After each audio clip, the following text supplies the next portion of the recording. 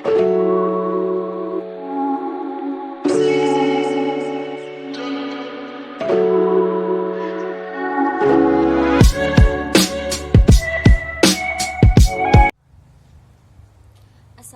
warahmatullahi wabarakatuh. Perkenalkan, nama saya Isma Karisma Irwan dari Prodi Manajemen Bisnis Syariah.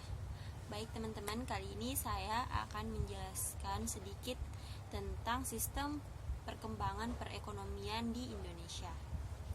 Sebelum kita masuk dalam pembahasan sistem perekonomian Indonesia, kita terlebih dahulu harus mengetahui pengertian dari sistem perekonomian Indonesia.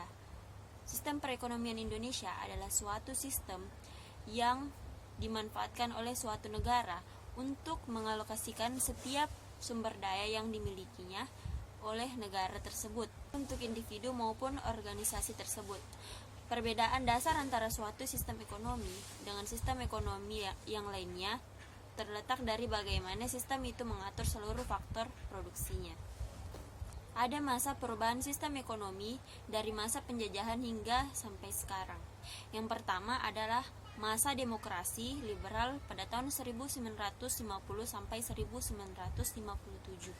Pada saat itu diterapkan kebijakan menggunting uang kertas Rp5 menjadi dua bagian. Yang pertama bernilai Rp2,5 digunakan sebagai alat pembayaran yang sah, dan bagian 2,5 yang lain digunakan untuk membeli obligasi pinjaman nasional. Kebijakan ini diambil oleh Menteri Keuangan yang saat itu tengah menjabat, yaitu Bapak Syarifuddin Prawiranegara. Yang kedua, pada masa demokrasi terpimpin tahun 1959 sampai 1966. Pada masa demokrasi terpimpin, sistem ekonomi Indonesia mengalami perubahan dari yang awalnya ekonominya liberal berubah menjadi sistem ekonomi etatisme, di mana seluruh sistem ekonomi ini diatur dan dikuasai oleh pihak negara, baik itu dalam aspek sosial, ekonomi, ataupun politik.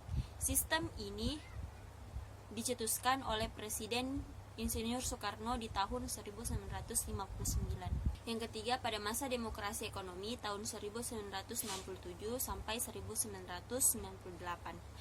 Demokrasi ekonomi terjadi pada tahun 1967 hingga tahun 1998, atau pada masa pemerintahan Orde Baru yang kala itu dipimpin oleh Bapak Soeharto.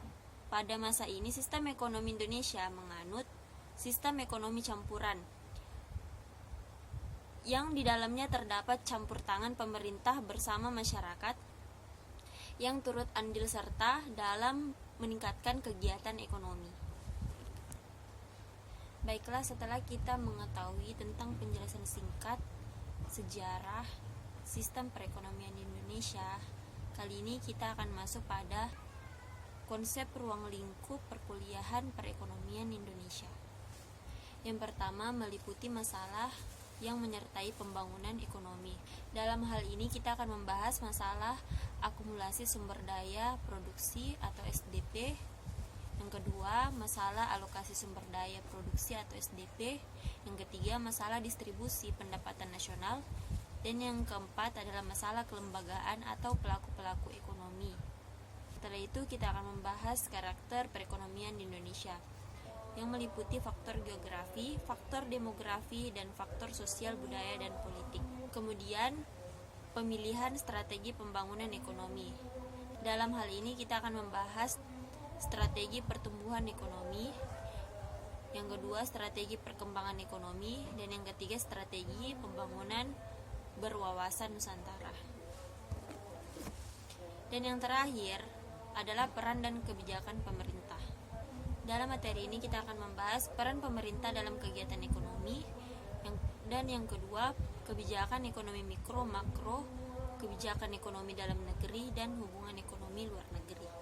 Baiklah, itu saja yang bisa saya sampaikan untuk tugas perekonomian Indonesia. Kurang dan lebihnya mohon dimaafkan. Wabillahi taufiq wal hidayah. Wassalamualaikum warahmatullahi wabarakatuh.